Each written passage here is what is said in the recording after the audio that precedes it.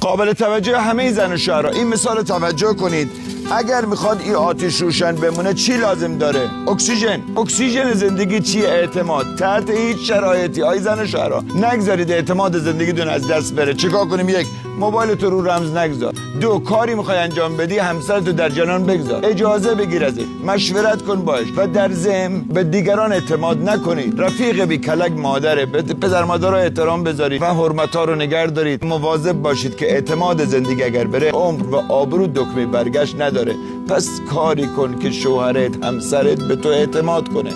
محبت کن، او رو ببین، قدر زحمتاشو بدون و محبت تو زبانن جاری کنی. زبونت که کنتور نمیندازه دیگه، عتیقه بسازش. یه راز بهت بگم، آینده قابل پیش بینی نیست ولی آینده ساختنی است. زندگی ساختنی است، عشقم ساختنی است. قدر زندگی تو بدون.